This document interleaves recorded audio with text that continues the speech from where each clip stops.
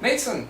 Yes, Dimitri. So, Orioles, tell us more about your impression of the product itself, and let's start with the packaging. Now that you don't have the actual packaging here, can you tell us what you think about the packaging? Let me mime for you what I think of the packaging. So it's a plastic box about yay high, yay big, like this. It's got two latches that go one down and one in. So if you want to open it, I'll be the packaging. It's like this. And then, so if you want to open it, see this hand here? You gotta pull one down here and pull up like that, and it opens. It's brilliant. But it took me about 3 minutes to figure out how to open it. But it's quite clever. So, and then inside, on like a velvet cloth. I'm sorry I didn't bring this. No, it's okay. We'll put an image there for reference. Well, now that we know... Wait a second. I'm going onto the velvet cloth now. So the velvet cloth, and on top of the velvet cloth is the earphones. And if you have a good lighting system, it looks very luxurious. It is a big package. I wish it was a bit smaller. Inside some nice ear tips, I guess. Overall, the impression is it's fun. Take you 3 minutes to figure out how to open it, and then you can do the same thing trying to closing it. It's fun. Yeah, well, while we did the first introduction of Orioles, we discussed that the packaging was impressive, but it was rather empty. That's kind of a disappointment that you can encounter when you open Orioles, because you expect there a bunch of accessories and stuff, which is a common in today flagship models of a price of Orioles. It's actually an empty box, and so don't be surprised when you receive just earphones. You know what it reminds me of? Sorry for cutting you off. It reminded me of buying a Japanese Oreo. And it's like the package is like this big, and you're like, oh, I got an Oreo. And you open it up, it's like, there's one in here. It's like that. But the stuff inside is good. Excellent, Nathan. Well, so now that we know the packaging, so let me ask you this. So, when you received the Oreos just last week, when you open the box, when you open the box and you see it, I mean, what is your first impression when you see the IEMs inside the box, and what's your reaction to the overall, without obviously any listening yet? Just considering the cost, by the way, which is okay. So I didn't know the cost at first. Evidently, it's what, $950 US. That's US dollars. Under 1,000 US dollars. Under 1,000 US dollars. So I didn't know that when I opened them. I found out later. I was like, oh, you know.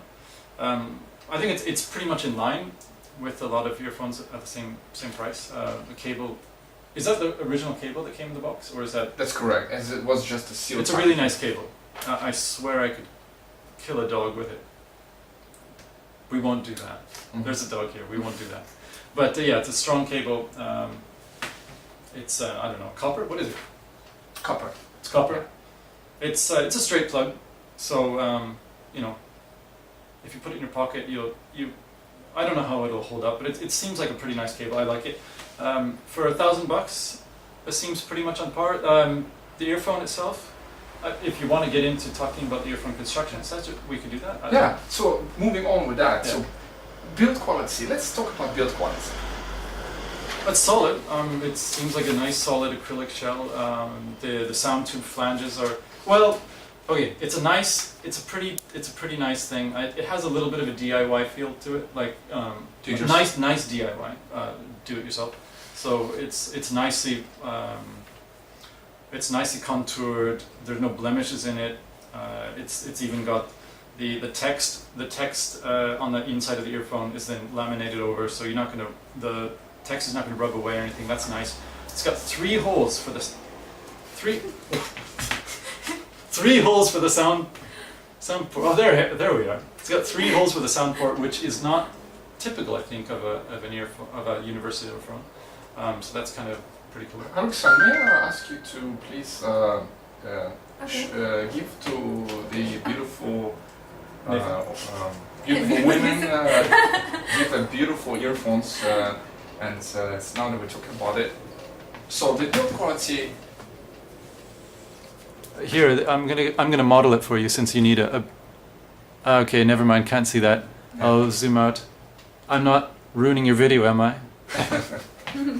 So overall, you find it a decent quality, yeah? The conclusion? Or Yeah, no, I think it's you know what it reminds me of mostly? I think the size and everything, it's like a fit ear 2Go 334. Like the size is big. Yes, correct, Nathan. The first video intro, brief introduction of Orioles we made back in August.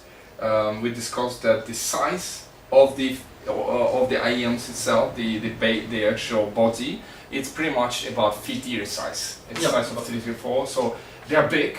Speaking about this, and let's move on to the ergonomics, the feet.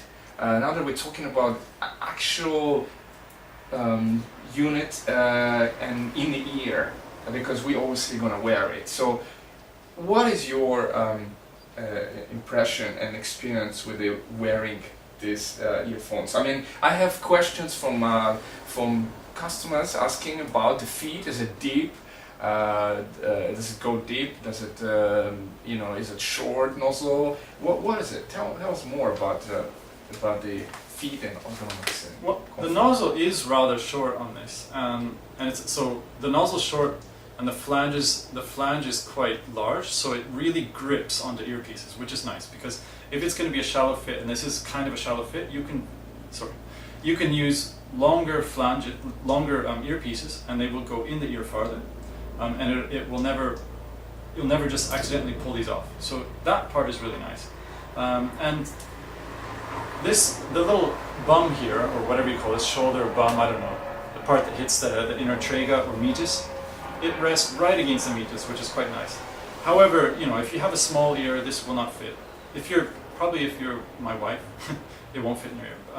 But if you're just a regular bloke who wears earphones like this anyway, it's going to fit perfectly fine. There's no sharp edges.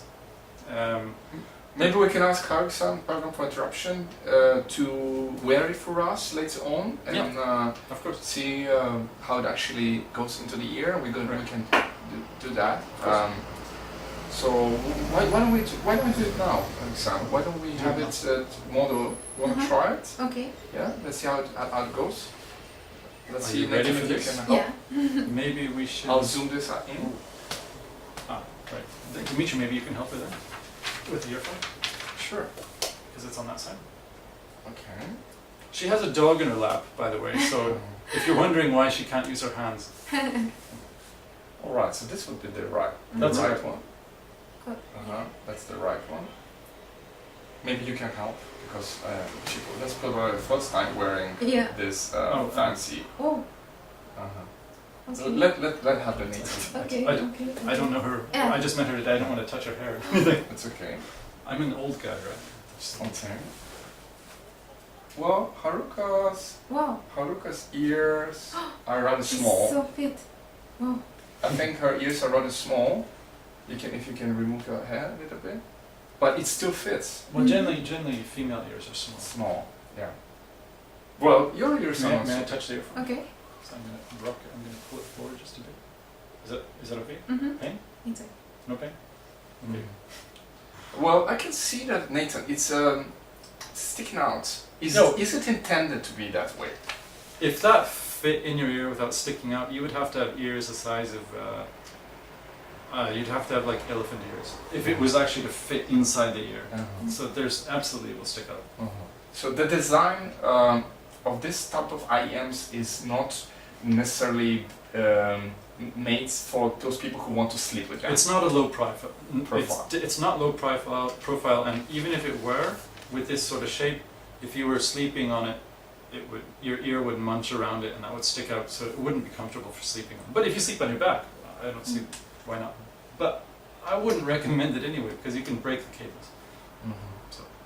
I tend to sometimes listen music in the bed, and I definitely think that for those people who are looking to sleep with the earphones on their sides, definitely this would not be probably not an option for us. Good. Let's now move on and talk about the specifics, sound quality, and maybe specific what's it called? Specs of the Orioles. Okay. And please tell us what is the drivers and any information that you can shed light to us, please? Shed light. I'm not sure what I can shed light upon necessarily, other than the fact that I know that it has 4 drivers. Am I right? 4? 4 drivers. 4 drivers. You got One, it right there. I think it's 1 happens to be dynamic, right? 1. And 3 are balanced armature. I got it right. What do I win? Well, a lottery. Yay. Yes, yeah. exactly. 4 drivers, and obviously it's a hybrid. It's a hybrid. Because it has a BA merged with the dynamic. The specs are not actually written. That's why I was exactly. Stopping. There's no manual that says what are there. Well, fortunately, you and I are going to take it apart here. Oh, well, we can do that. That was Yeah. awkward. No. Good. So, 4 driver hybrid. What does this say? I mean, many people ask 10 drivers, 1 driver, 4 driver, hybrid, BAs. What does it mean to you?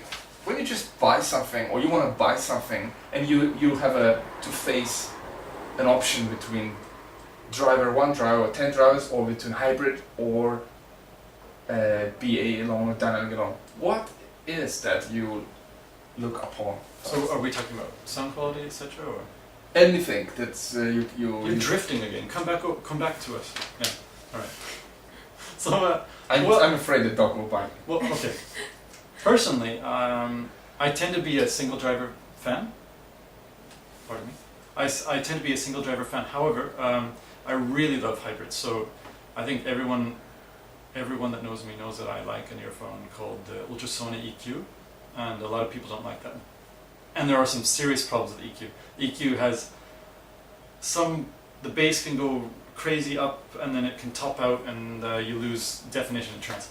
This earphone keeps the really good contrast, especially between bass and mids, and then the transition to highs is very smooth. Fast enough, wide enough, with enough pressure in the mids to make voices come out beautifully. Spoken word is not as good as EQ, I think, but the overall the vocals, violins, pianos are very nice, and there's a lot of pressure in the high mids, so the trance sounds wonderful, and the bass is strong. So but it's not huge. If you love bass and you love mids and you love contrasts, it's a very, very good sound. And it really is kind of the type of sound that you will get in a hybrid, which is of course extremely contrasty, very detailed, but also not super precise, so that you're listening only to the details. You're really listening kind of to the whole picture, and that's what I like about hybrid earphones. And this one is, I would say it's the best hybrid I've heard so far. Nathan, are you familiar with another hybrid earphone IEM right now, the spot that you can compare maybe same price range or different price range, but another hybrid you have an experience, actually close experience, like you have with Oreos. You've been having it, listening to it for about a week, and only any other model out there that you can relate Oreos to. Well, like I said, the EQ is a hybrid. It's a hybrid, yeah. The EQ has just 2 drivers, so it's a large 10 millimeter dynamic driver, and then a balanced armature. I don't know if it's TWFK or if it's a single one, I don't know. But the EQ has the typical old sound of a hybrid, which is a little bit too contrasty. The Akage 3000s as well, which is one that I like. I've only spent maybe a couple of hours with it. So that is also a hybrid, right? Yes, it's also a hybrid. There's loads of hybrids out now, and some are very expensive, some are not so expensive. But my favorite of all of them until this moment, for sound, surprisingly, was the EQ. But this one is, whatever the EQ did wrong, the Oriolis does right. It's very interesting that you mentioned that model, the EQ, because I actually had a conversation with one of my partners.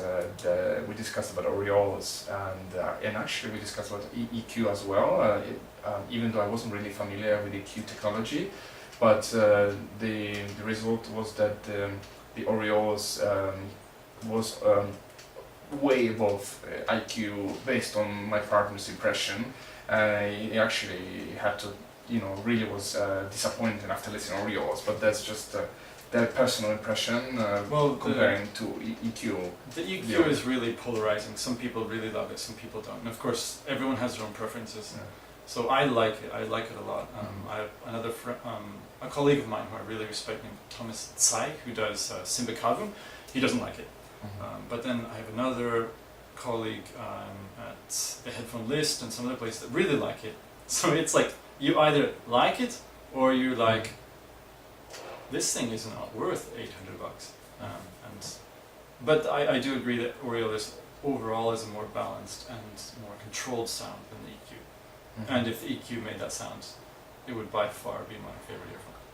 I'm now distracted a little bit by looking at the beautiful guest today and with wearing the Orioles, and the cable is quite shiny. Yep. So it actually could feel because it's so shiny, it actually could feel like actually be like a jewelry type. It looks now that I look. What do you think? Is that good jewelry or? Yeah. Well, it's really shiny. The cable is very shiny. The parts of it, and yeah. Well, excellent, Nathan. Thanks for sharing with us your impression on the Orioles. Is there anything else that you can tell about this, particularly about the sound of Orioles? You mentioned about the music match, which you enjoyed it very much with the trance music, with electronic trance music. I had an impression that the Orioles are quite easy to drive, and they're pretty gender free. How do you say it? It matches a lot of genres. Genre free. So gender free. It's like it's neither female, Part it's of- neither male, it's part of not my transgender. Part of my English, gentlemen. Well, genre is not an English word. No, it's French. But anyway, yes. So the genre was pretty much the Orioles does everything well. Yeah. You mentioned particularly about electronic music. I want to know, why do you think that? Because I personally did not listen the electronic music yet with Orioles. No Spongo? No Spongo. No Spongo. I listened some other genres, but they didn't have a chance to listen. Particularly my favorite electronic music, but I will definitely do that after you mention that. Yeah. But if you can talk a little bit about that, that would be nice. Okay. Well, so I've had the Orioles only for 1 week, and generally I like to keep my impressions to a minimum until I've experienced an earphone for about 3 weeks. So it's a little bit, in some ways, premature for me to talk too much about them. However, like I said, essentially the bass is strong, but the contrast between bass and mids is very good. You don't suddenly get a drop in mids or a boost in bass or a drop in bass and a boost in mids. You get a very good balance, and both of them come through strong with good sound pressure. And that, especially for trance, is very important for me. If there's too much bass and too much treble, and then if the mids, especially the high mids, are weak, what happens is you get a kind of a hollow sound. Now this one has a very full, but not full like warm and slow full. It's full and fast and speedy, a little bit, I don't want to say sparkly, I want to say something like, has a nice sort of fast ring to it. I'm not usually on video, so I'm trying to figure out the best way to say it. It's kind of difficult, but yeah, it's a full, fast, speedy sound, especially for trance, which is absolutely necessary to establish a sound space around your head, as well as to keep a 3D sort of soundstage. Now, mentioning about Nathan being involved, going in details about the sound, I want to tell everyone that you have lined up a review, actual Yeah. written review, Yeah, where yeah. you're gonna be in detail describing more your impressions I'll do my about. best, yeah. So we'll have that available in the next couple of weeks time Yes, frame. a couple weeks. And so there you can explain more Yeah. of that, of what genre, Yeah. genre and how is the bass speaking about bass, I have experience with another hybrid, which your was ultrasound, but now my experience with hybrid before Orioles. Long time ago was a translucent. Oh, right, But translucent. I don't wanna, because it's been a long time and I have not related translucent Orioles anymore. But recently I've been in touch with a new hybrid IEMs from Aurisonics. Aurisonics in the USA company out of Nashville released a new model called Harmony, which is right here. I actually have it here. And that is another hybrid. It's a three driver hybrid. As again a bass dynamic and a two balance armature drivers, and it's a different price category. We're not talking about right now pricing, but my experience with that Harmony, which is just a one IEM out of the 4 other models that came out of Aurisonics this year, which is a Bravo series. But that Harmony, it's considered, as a matter of fact, a bass head IEM, Okay. as well as the Forte, which is another model from Aurisonics. They're all regarded as a bass head. That's what I've learned. And even though you do not know this Aurisonics lineup, what do you say about the Orioles? Is that a bass head earphone or not? Well, it really depends on how you define bass head. So, if you define bass head by massive amount of bass, no matter the quality, and it's just a huge amount of bass pressure, even if it tops out, absolutely not. It's absolutely not a bass head earphone. If you define bass head by quality of the bass, even if it's a lot, so quality of bass which is massive, which overpowers other portions of the audible range, but still comes through in a high quality, then no. If you define bass head as enough bass that bass is always at the center of the image, of the sound image that you hear, and it drives the music, so that you never want for more bass necessarily, and you have loads of detail and the bass moves perfectly into mids and highs, then yeah, I would consider it a bass head earphone in that respect. But I don't think most people would define bass head in that way. I do define it that way, and then I will say bass head, and this is what I mean by it. But yeah, in that method, I would say it's a fine detail, high contrast, good bass head earphone. It's not completely flat; it's slightly elevated bass. Maybe, I don't know how many decibels. I've not tested it. I'm sorry, I've not measured it. My guess is 3 to 4 decibels, maybe 5 decibels above flat. Well, Yeah. you will cover maybe those very specific details in your I'll review. try, yeah. If you can, Yeah. please do that. Nathan, I think it's been quite interesting learning this time about the hybrid Orioles universals, and I would like to conclude today's presentation, and I'd like to ask you your last words. What is that who you think these IEMs are actually targeted to? Who do you think is the person who will match this type of sound signature and this design? The ergonomics. What do you think the audience is? It's a really good it's question. Really good question. It's a hard question to answer. Obviously, it's a hard question. I probably would ask myself as well and look for answer all over, because yeah. But if you have any thoughts, you can share it in your review, or maybe now. I'll say a couple of words if you don't mind. I think so. The difficulty, of course, is I've only had it for a week, so I can't say anything definitive, and of course whatever I say definitive anyway would be my opinion. But I would say for the person who owns or who has used the Fit-Ear 2Go 334 but finds the mids too much and not enough sort of contrast between highs and lows, the Aureolus would be a great earphone. If they like the fit of the Fit-Ear earphone. If they don't like the fit of the Fit-Ear earphone, then Aureolus is probably not going to be on the table. If they like, let's say, if they like the idea of something like, sound-wise, of the ultrasonic EQ, but they find the bass bottoms out too much, and there's too much of mid-range suck out, and there's kind of a weird sound space feeling, then Aureolus is a good choice. If they like my favorite, of course,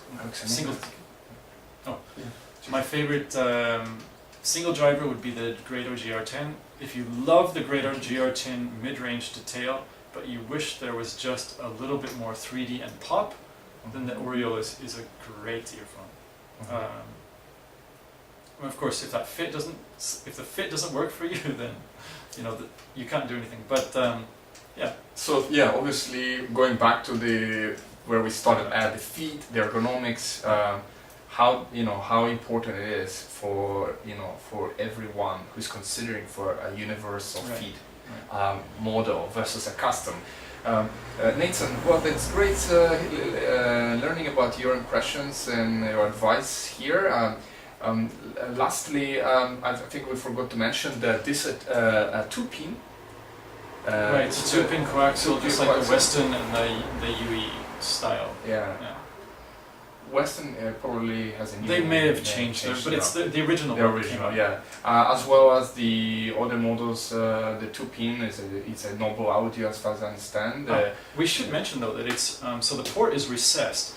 We'll probably have photographs of it later. So you can't, if you have a regular cable where the coaxial goes straight into the body, just like that, that won't work. You have to have, the cable has to have an extra like flange that goes in. So can you demonstrate it?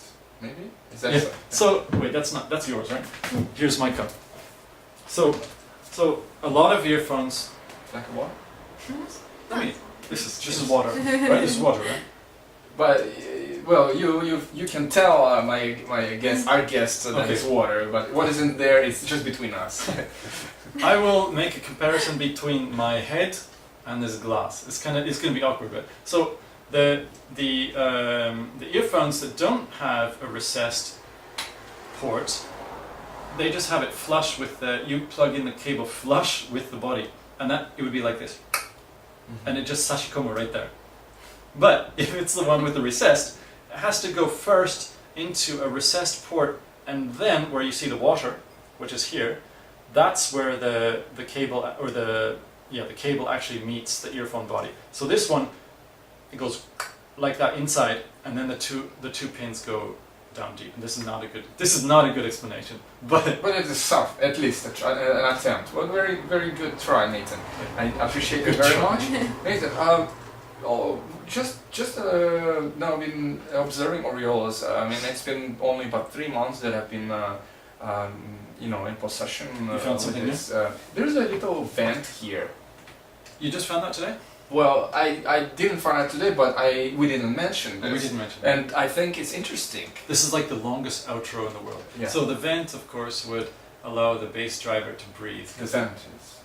The dynamic driver needs to have... Most dynamic drivers that I've encountered need to have some sort of port because if the air doesn't move in, then you get a flutter sound. So and you also lose bass. It depends on of course on the design. Some vent through the ear sound port themselves, and this one vents through the back. So I haven't noticed any wind problems, but I also haven't. It's not been windy, so sometimes the sound port will get wind to come in, and you'll hear sound. But I've not noticed it. But there hasn't been a lot of wind recently. Speaking of usage of Aureolus, you said wind. I mean usage in terms of, is Aureolus, Nathan, meant to be used outside, in your opinion? Is that something you could actually go out? And also maybe you speak a lot about isolation. I mean installation, pardon me. Isolation. Yeah, isolation. What is your experience so far? Is it something that you wear outside? Again, this is the longest outro ever. Yes, it is. yeah, But the questions just come on in my forget mind. the outro. We're back in the middle of it. We are back in the fray. So it isolates pretty well. You know, it's not. I'm not sure. You know, you can't see this. I'll zoom in. I'll zoom in. So you're going to zoom in. All right. I'll. Can. No, it doesn't focus well. How about I put my? Oh, there we are. See that? So it's not. This is. Don't worry. It's less awkward than it feels. Than it looks. See that? The ear port, the sound port, sorry, doesn't stick out that much. So it's not a deep fitting earphone. Funny guys. So because it's not a deep fitting earphone, and because the actual sound port is actually quite. Camera move again. Zoom out. Zoom out, yes. There we are. Ah, this is like a home video. I love it. Totally like it. I love it. So the sound port is actually quite wide. So unless you have like large, like if your ear holes, what are they called, ear canals, are wide, then you can put like a comply with no problem. If your canals like mine are very narrow, then you'll need to use something like Ortophone or one of these silicon flanges. In which case, the isolation is quite different between the comply and the silicon flanges. I see. So the actual tip, the actual quality, the material of which the tip made affects just the like experience. Just every earphone is like that. So now I came on the Scuba Express today, which is it's a pretty loud train because it goes 100 kilometers an hour. And I had my player. Can you get my player? Certainly. We actually don't need to show this, but I don't need the plastic thing. But currently, and there's no way you can see this, so don't even bother zooming in. But so I currently have the volume. It looks like if this was a clock, it would be 11 o'clock. 11 o'clock. 11 o'clock, and that was perfectly loud. In fact, slightly. Just a little bit over my comfort level for the train. But when I was at home, I would turn it down to 8:40. I would turn it to 8:40. So on the train, I would turn it up by 1 hour and a half, and that was perfectly loud. And this thing goes all the way up to. We just have a watch just above the camera. That's why we're all looking. Yeah, we're looking. So this player, which is it's a Mezzo Hi-Fi modified AK100. This thing goes up to 5 o'clock. So I was using way less than half, and 5 o'clock is way too loud. These are pretty sensitive earphones, but they're not super sensitive. So you're not going to be bothered generally by hiss. Certainly, if you're on the train, you won't be bothered by hiss because it's train is quite loud. But yeah, it isolated very, very well for the train. You're definitely going to hear noises from the outside if you use the silicon flanges, and maybe with the sound port, even with the complies. I've only had them for a week. I don't ride the train a lot, so I can't, in the review I'll try to be more specific. Well, excellent, Nathan. Thanks for your input into the Orioles IEMs. Is there anything that you want to add from your from just you? Just me? Yeah. Oh, just about myself? About yourself, yeah. My blood type? So I have O negative, I think, or O positive. It's one of them. I've got an O. It's an O. I found that out only recently. We're probably gonna cut it out. No, don't cut this out. This is good stuff. I'm sorry for the video is getting a little long. So I'm Nathan Wright from Ohmimage. That's OHM-IMAGE.net. I'm a photographer. I worked with Dimitri some years ago, and actually in the same office, and we've been. And the pictures, some of the pictures that you see behind in our videos, the ones that look good, made by Nathan himself. The ones that look good. Nathan, well. We are looking forward to the review, and I'd like to again thank everyone for joining us today, especially my special guest, Haruka-san. It was a pleasure having you on a video. I certainly hope that this will add some spice to this to this little product introduction. Nathan, thank you for coming from quite far away. I understand it's not easy. It's not Are you going to walking mention my distance. spice? Your spice already has it. Swedish spice. Swedish spice. Yes. Well, gentlemen. And ladies. And ladies. people that don't fit either of those categories. Yeah. Try the Oreos when you have a chance. And in next video, I'd like to talk with Nathan. I'd like to introduce the next episode now, which will be on the new flagship from Earsonics, which is the SEM9. Yes, the 9-driver flagship that's coming pretty much next week. And I'd like Nathan to be my guest again, and we'll prepare next IEMs and discuss this together. Hopefully we all agree on this. And everyone, goodbye. Mucho gusto. No. Ciao. Ciao. Arigatou gozaimasu. Thank you.